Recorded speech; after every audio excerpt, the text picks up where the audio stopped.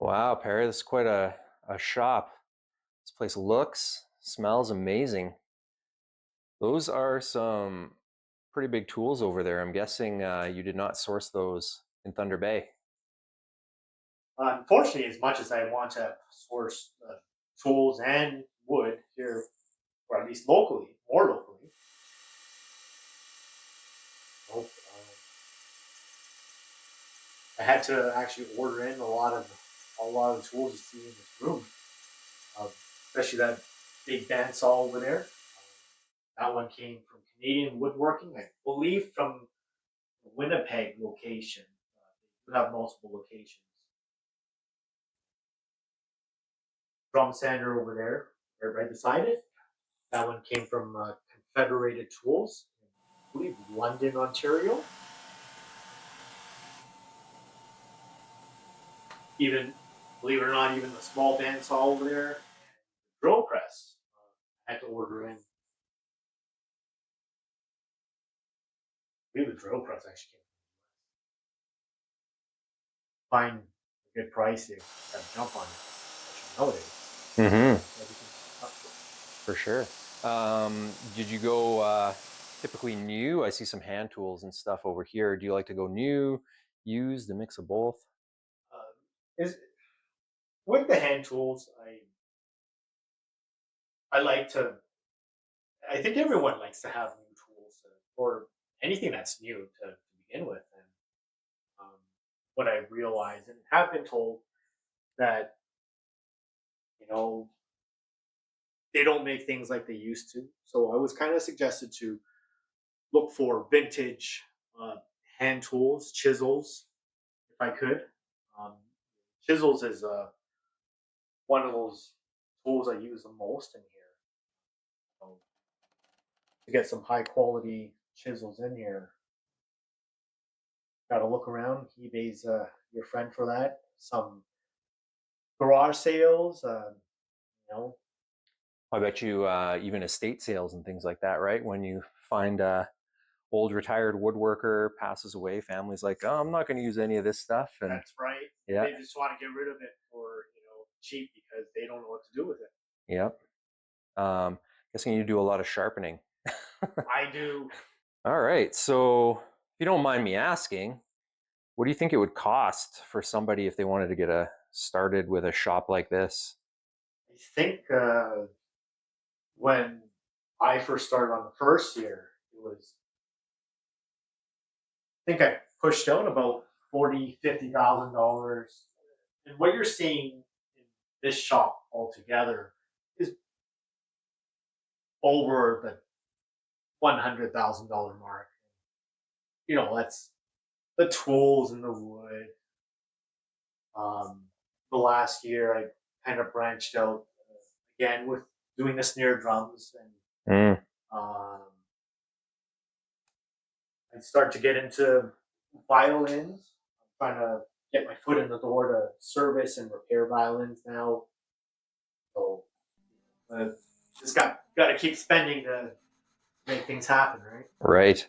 And of course, all the COVID and post-COVID inflation and everything probably doesn't help. So, Oh, absolutely. And it's the worst actually when you gotta get stuff shipped in. Like, I've seen prices gone 10 times as much for some wood I want to buy, and when it goes from $23 to $230 shipping, you kind of think twice. wow. Definitely, the wood prices have gone up. I don't know what wood prices were prior to COVID, but you know, having renovations done in the basement, contractors telling me, Well, even construction lumber has gone up. I exactly, imagine the fancy stuff. Wow. Well, that's almost a perfect segue. It's almost like we knew we were going to talk about wood yeah, next. So, I mean, we've looked at some of your guitars over there. Beautiful work, beautiful materials as well. Pretty interesting stuff. What are some of your favorite combinations? Maybe you could show me how you've organized your shop and talk about some of the woods you use. And oh, okay. So if you look at the top of this shelf, I've actually got forms, so the molds. Ramirez, triple O or orchestra model, double O, which is grand concert, full size, which is parlor.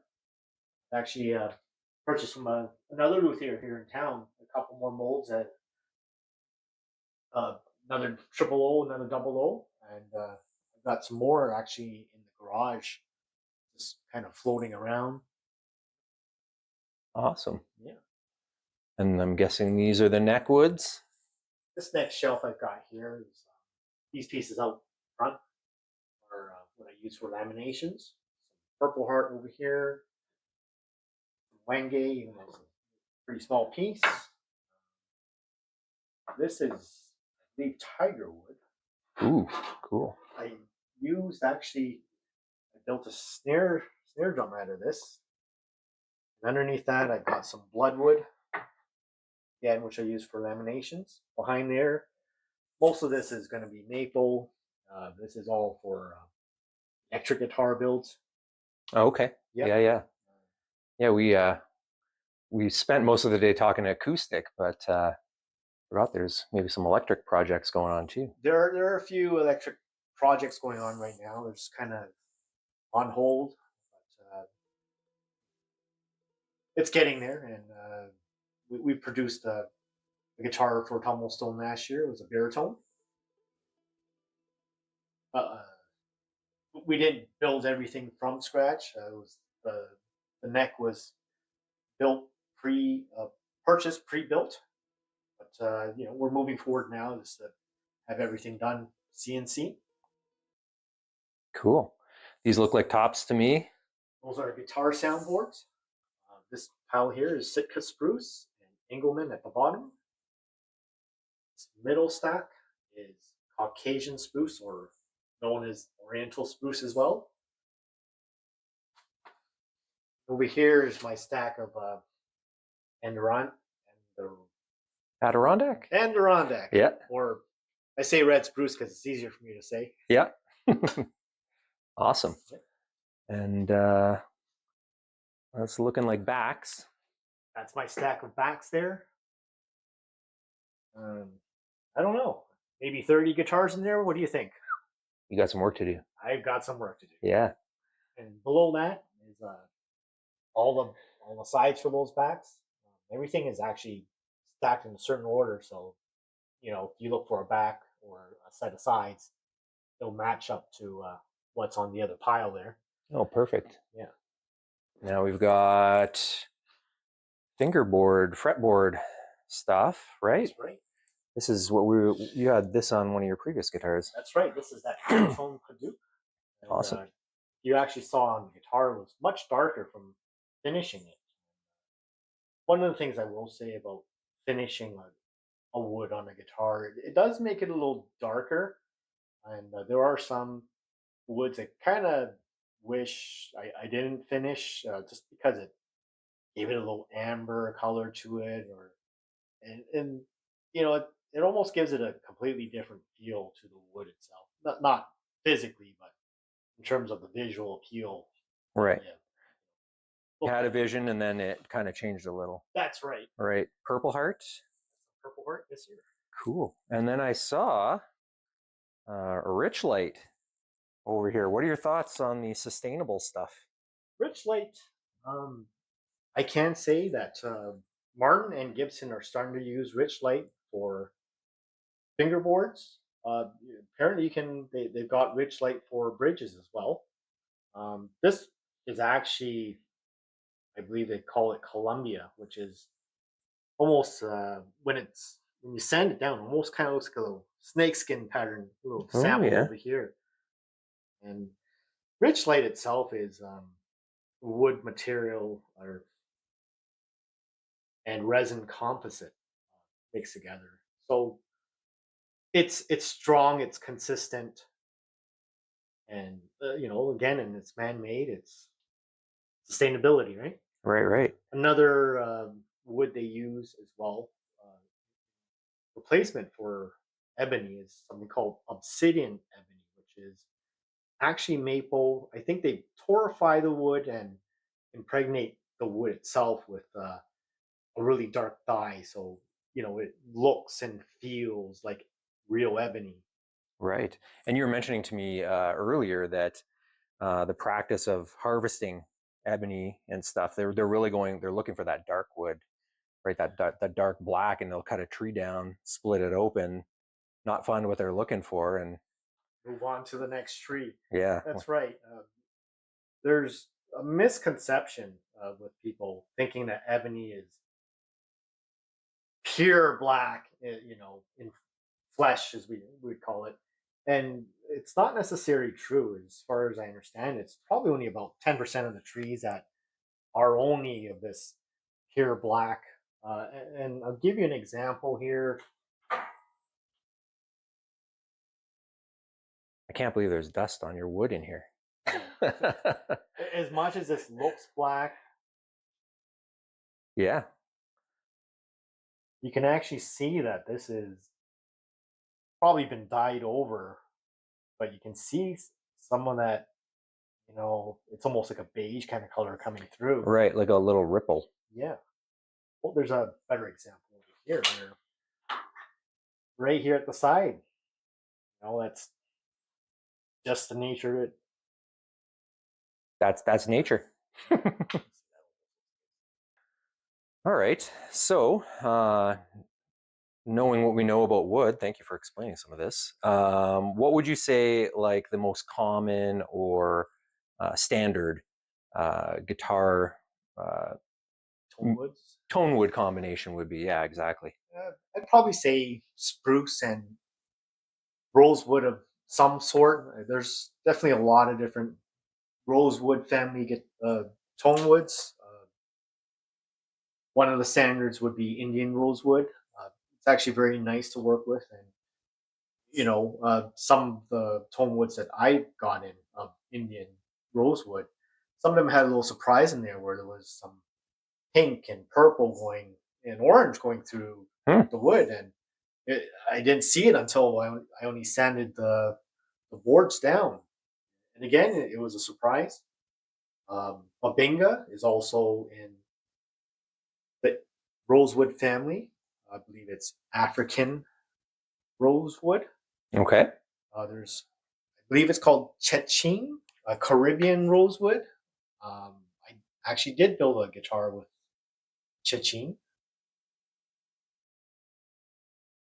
Awesome. And then if you had to, um, what would you say your favorite combination of tone woods would be? Um, I think a rosewood would be in there. They're very nice and easy to work with. But again, I like experimenting with the different tone woods available. Just to, every guitar when you're finished, it's a surprise because you don't know what it's going to be like. I will say, I'm very curious about working with ebony and koa. They are, some tone woods I do have in stock. They are a little more on the expensive side, so I haven't. I don't feel like I'm at that level to go on to more expensive stuff that I've got available. Okay, so as we were demoing some of your guitars there and looking through your collection, I noticed you're using some pretty cool hardware on there. So, what are your go-to brands? What do you like to use? I generally like to use Goto tuners. It was what we used in the course with Jeremy Ham, but I think I like to go with Japanese uh, made products. Um, I know at one point Japanese quality was up there. And I'm not sure about today, but I still believe it's a good choice for quality materials or manufactured products. Hmm. Um, I've been actually curious about Hip Shot, to tell you the truth. And they make bridges. They make bridges and Yep. tuning machines. Okay. I'm sure I'll get to it one day, maybe on the electric guitar side. Cool. Yeah. How about saddles and nuts? Believe it or not, the guitars I build, I actually make the saddles and the nuts out of a piece of bone. Hmm. Um, there are obviously a lot of options out there. Graftex Tusk nuts are a very popular choice out there. They're, I believe, impregnated with, I think it was called PTFE or something. It's a natural. It's a lubricant. I do know also metals are becoming more popular for bridge and Oh, right, saddles right. and bridge pins. Brass, right? Is that one brass? Yeah. Brass. I believe actually titanium is something that's coming up pretty strong in terms of a replacement part for nuts and saddles. Awesome. Different kinds of tones, I guess, or just longer lasting, I think more durable. it's the durability because it is a metal, Hmm. wear and tear. Definitely not going to be there like bone. But with titanium, it's the density of the metal.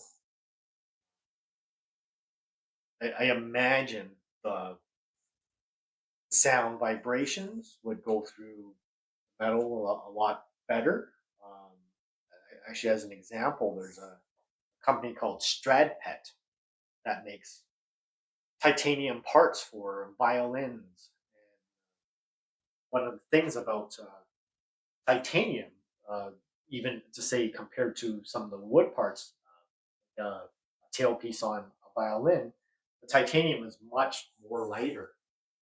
And Oh, right. Weight. yes, and Yeah.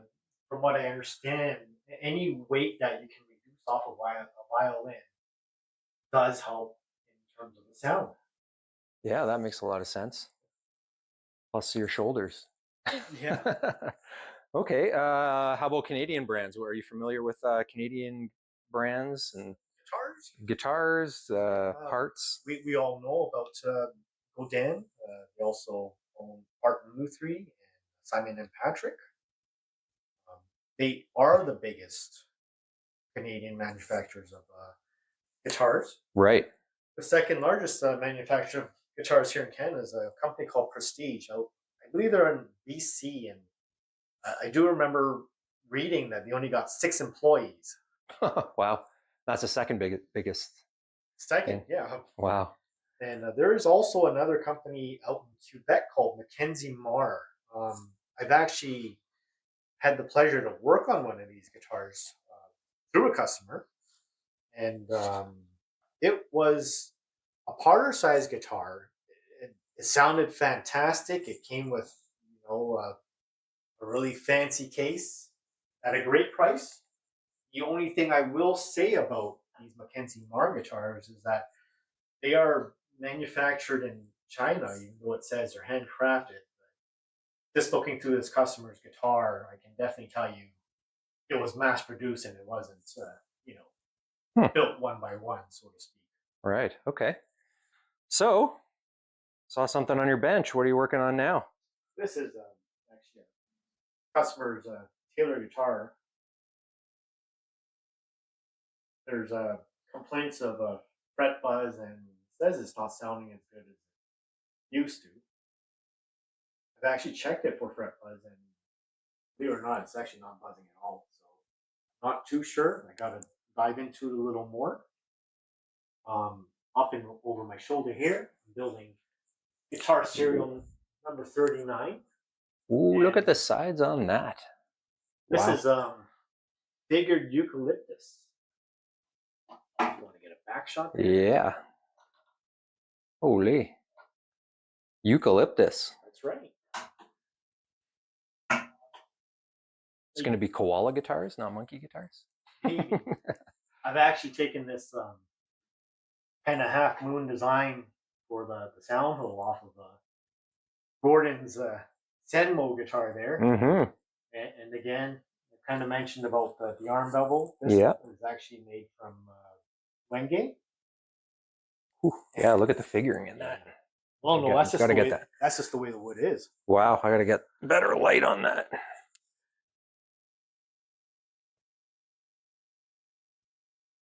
Maybe tilt it this way a bit, because that is,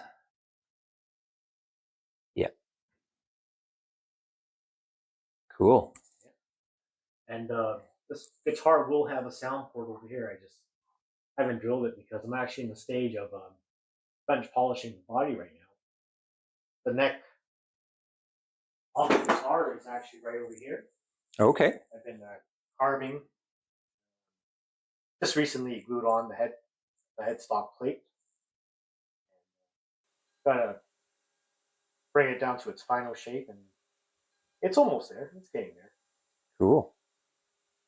And then that's going to be your fretboard. This is my fretboard. It's a piece of fumed eucalyptus. Kind of got some nice swirls going on there, honestly. Mm-hmm. That's going to be a stunner. Holy. There's your truss rod. That's right. That's right. Are those dual action, looks like? Yeah, I Yeah. mean, the dual action is really the way to go nowadays. I've actually even had a master luthier suggest to me to put a strip of carbon fiber on each side of the truss rod to give it a lot more stability. Hmm. Again, I'm doing the laminations. I feel like it's okay for now, but I'm not. I really don't know about the long run in terms of, say, 10, 20 years down the road. I should have listened to that master luthier and put those pieces of carbon fiber on each side, but it's. I don't think it's a bad idea. I may move forward, maybe another guitar or two, and that may be the standard: Yeah. truss rod and two pieces of carbon fiber. Awesome. All right, Perry, I really want to thank you a lot for not only the conversation earlier today, but showing off some of your beautiful work with us, letting us hear what they sound like. Thanks to Gordon as well for lending his fingers and talent. And thanks to your girlfriend for the danishes and amazing hospitality. Coffee. And the coffee. Oh, yeah. Everyone comes for the coffee. They don't come for the guitars. Yeah. And finally, yes, the just icing on the cake, the tour of the workshop. You've really built something amazing here.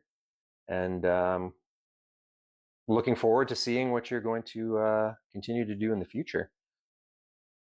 Thanks for coming. Yeah. Thanks for the interview. Awesome. And then again, one final thing. Lastly, where would we direct people if they want to come learn more about you? Patreon. The Patreon. Yeah. monkeyguitars.ca. Contact me, monkeychan at monkeyguitars.ca. Email. Best would be through phone, whether ideally texting, or you can give me a call at 807-358-4430. Great. Okay. Well, thanks again, and you take care. Thank you. Cool.